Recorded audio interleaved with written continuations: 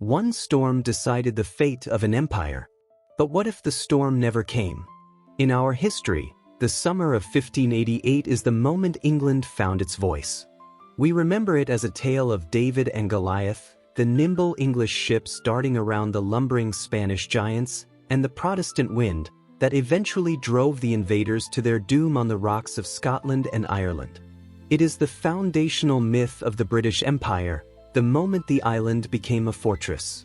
But imagine in England where that myth never took root.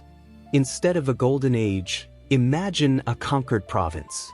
Instead of Shakespeare's English, imagine the silence of a suppressed tongue. In the summer of 1588, England stood entirely alone. Spain, under Philip II, controlled the greatest empire the world had ever seen, fueled by the silver of the New World and protected by the most professional infantry in Europe. England's survival did not hinge on its greatness. It hinged on a series of fragile variables: the weather, the timing of a rendezvous, and a staggering amount of luck. It was a kingdom holding its breath, waiting for a blow that was almost certain to land. What if the Spanish Armada had won and England had lost?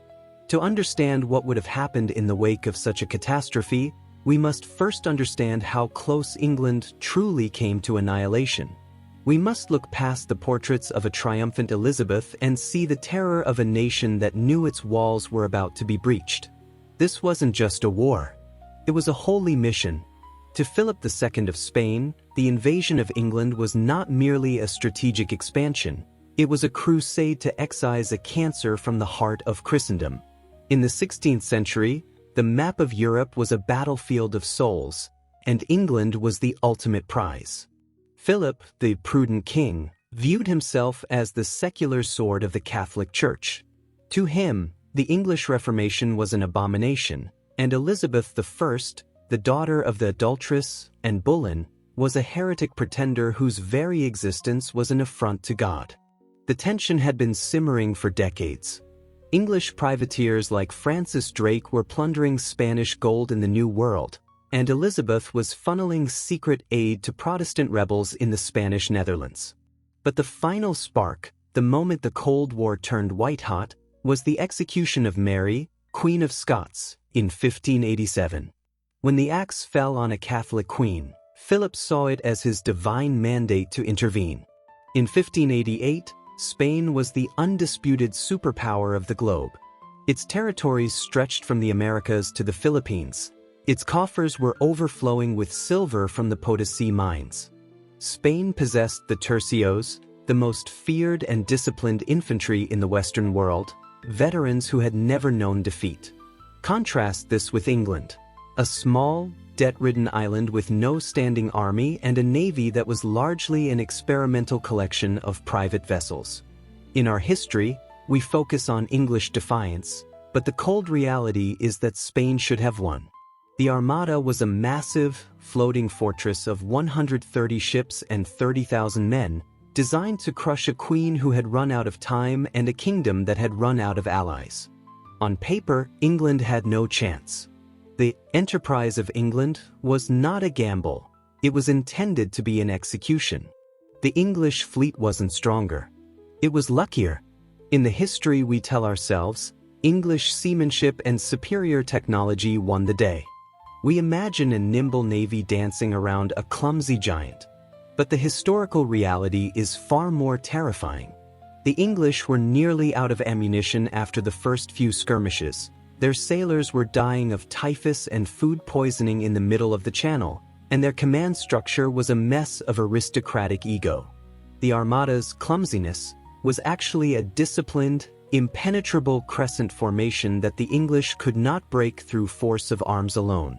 In our world, the English relied on a desperate gamble, fire ships at Calais, and a freakish change in the Atlantic weather. But what if the Protestant wind never blew? In this timeline, we remove the variable of luck. Imagine a summer of eerie, calm seas and predictable winds. The English fire ships, so effective in our history, drift harmlessly past the Spanish lines or are towed away by Spanish longboats in the still water. The Spanish commander, the Duke of Medina Sidonia, maintains his formation and successfully reaches the Flemish banks. Here, the turning point occurs.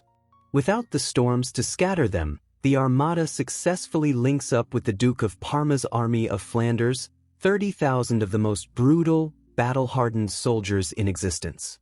These were men who had spent years perfecting the art of siege and slaughter in the Netherlands. In our world, the landing never happened.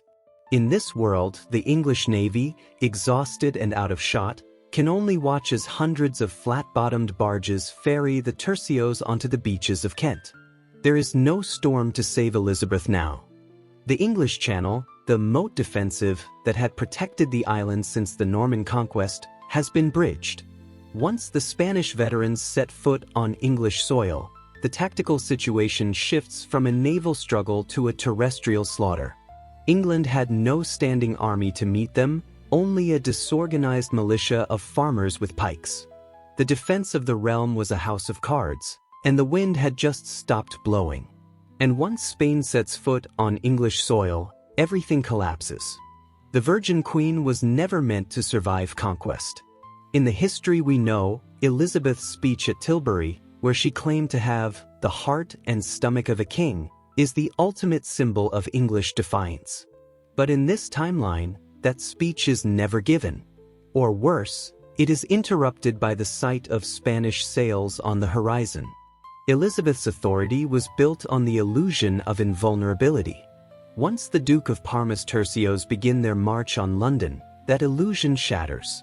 Unlike her father, Henry VIII, Elizabeth had no massive standing army to barricade the road from Kent. The Greenwich Guard and the local militias are decimated in a series of lopsided skirmishes. Within weeks, the bells of London ring not for victory, but to warn of the arrival of the Spanish vanguard. In this world, Elizabeth faces a brutal choice: flight or martyrdom. If she flees to the north, she finds a country already fractured by religious tension, where Catholic lords are ready to trade her head for Spanish favor. If she stays, she is captured within the Tower of London, the very place she was once imprisoned as a princess. Spain has no intention of leaving England leaderless. They simply intend to change the leader. Elizabeth is deposed, formally declared a bastard and a heretic by a triumphant papal legate. In her place, the Spanish install a puppet, perhaps Isabella Clara Eugenia, Philip's daughter, or a cowed, Catholic converted cousin. The machinery of the Elizabethan state is dismantled with terrifying efficiency. Sir Francis Walsingham's legendary spy network, the eyes and ears of the Queen, is hunted down and liquidated. The dark rooms where the secrets of the realm were kept are thrown open to the Spanish Inquisition. Elizabeth becomes a lost future, a tragic what-if whispered in the shadows, rather than the legend who defined an age. The woman who was the sun of the English Renaissance is eclipsed by the shadow of the Escorial. But removing Elizabeth was only the beginning. The goal wasn't just to change the Queen, it was to rewrite the soul of the island. The cross followed the sword, and the sword was blood-stained. In the wake of the Spanish victory, England does not just experience a change in government, it undergoes a systematic cultural lobotomy. The Protestant experiment is declared a heresy of the past. Under the direction of Cardinal William Allen, the Catholic Restoration begins with the speed and brutality of a counteroffensive. The first casualty is the English Bible. The vernacular scriptures that Tyndale died for are gathered in the squares of London and burned. Latin returns as the mandatory language of God, and the Book of Common Prayer is replaced by the Missal. The vibrant, rebellious intellectualism of London is replaced by the rigid orthodoxy of the Counter-Reformation. The Inquisition, which Philip II had already refined in Spain and the Netherlands, establishes its headquarters in the heart of London. This is not a hidden secret, it is a public deterrent. The Acts and Monuments of John Foxe, the stories of Protestant martyrs, are rewritten. Now, the martyrs are the Catholic priests who had been hidden in priest holes during Elizabeth's reign, and the new heretics are the Elizabethan poets, thinkers, and ministers who refuse to recant. Historically, England's identity was forged in its defiance of Rome. In this world, that identity is strangled. The island mentality is replaced by imperial integration. England is no longer an island nation. It is a northern outpost of a global Catholic hegemony. The English language itself, which was just beginning to find its poetic feet through the likes of Spenser and Sidney, becomes stagnant, a tongue for the uneducated, while the elite speak the Spanish of the court and the Latin of the church. The English Renaissance is ended before it can truly begin. There is no globe theater, no fairy queen, and no scientific revolution born of English skepticism. The island becomes a land of monasteries and silence. The empire that ruled the seas never gets born. In our history, the defeat of the Armada was the green light for the Atlantic. It gave English sailors the confidence to challenge the Spanish monopoly on the New World. It led directly to the founding of Jamestown, the voyages of the Mayflower, and the eventual rise of a global maritime power that spoke English from the Caribbean to Calcutta. But in this timeline, the Atlantic is a Spanish lake. The legendary sea dogs, men like Francis Drake, Walter Raleigh, and John Hawkins, are hunted down not as heroes, but as common pirates and heretics. Without the protection of a sovereign English crown, their privateering ventures are crushed.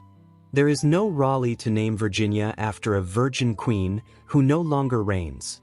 There is no Drake to circumnavigate the globe in defiance of the King of Spain. Instead of English-speaking colonies experimenting with self-governance, the North American coast becomes a northern extension of the Spanish Empire. The Chesapeake Bay and the Hudson River are settled not by Puritans and merchants, but by Jesuit missionaries and Spanish governors. The New World becomes a mirror of the Old, Catholic, hierarchical, and tightly controlled by the Council of the Indies in Seville. The global balance of power shifts permanently. Without an English rival to check their expansion, Spain's dominance is unchallenged for centuries. The Dutch revolt is easily crushed without English gold to sustain it. The French remain surrounded by Habsburg territories. England itself, stripped of its naval ambitions, is reduced to a continental dependency, a source of wool and sailors for the Spanish war machine. The big idea here is the erasure of the Anglo world.